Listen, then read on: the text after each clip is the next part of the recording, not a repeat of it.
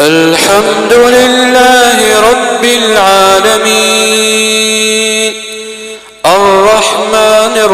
الرحيم ملك يوم الدين إياك نعبد وإياك نستعين اهدنا الصراط المستقيم صراط الذين أنعمت عليهم غير المغضوب عليهم ولا الضالين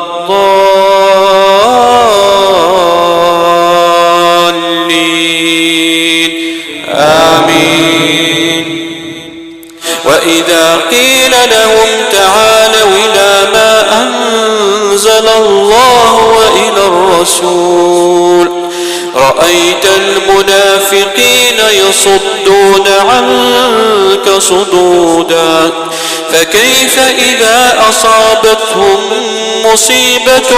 بما قدمت أيديهم ثم جاءوك يحلفون بالله إن أردنا إلا إحسانا وتوفيقا أولئك الذين يعلم الله ما في قلوبهم فأعرض عنهم وعظهم وقل لهم في أنفسهم قولا بليغا وما أرسلنا من رسول إلا ليطاع بإذن الله ولو أنهم إذ ظلموا أنفسهم جاءوك فاستغفروا الله واستغفر لهم الرسول لوجدوا الله توابا رحيما.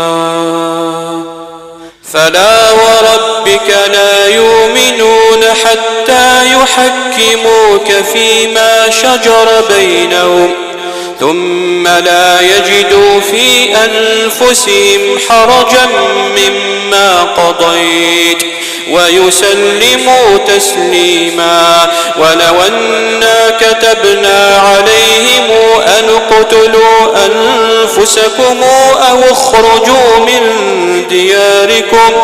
ما فعلوه إلا قليل منهم ولو أنهم فعلوا ما يوعظون به لكان خيرا لهم وأشد تثبيتا ولأتيناهم من لدنا أجرا عظيما ولهديناهم صراطا مستقيما. ومن يطع الله والرسول فأولئك مع الذين أنعم الله عليهم من النبيين والصديقين والشهداء والصالحين وحسن أولئك رفيقا ذلك الفضل من الله وكفى بالله عليما. يا أيها الذين آمنوا خذوا حذركم فانفروا ثبات وانفروا جميعا وإن منكم لمن ليبطئن فإن أصابتكم مصيبة قال قد أنعم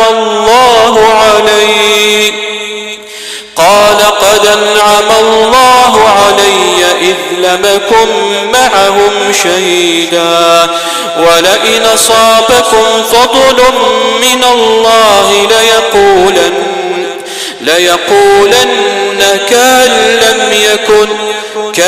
لم يكن بينكم وبينه مودة يا ليتني كنت معهم فأفوز فوزا عظيما. فليقاتل في سبيل الله الذين يشرون الحياة ومن يقاتل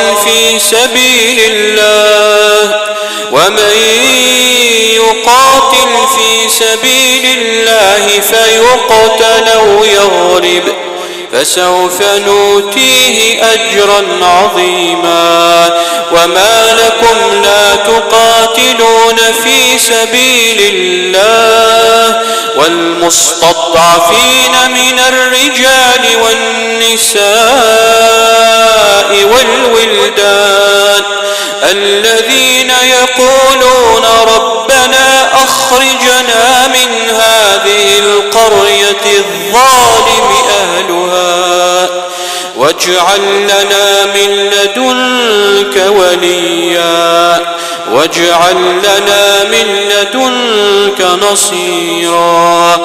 الذين آمنوا يقاتلون في سبيل الله والذين كفروا يقاتلون في سبيل الطاغوت فقاتلوا أولياء الشيطان إن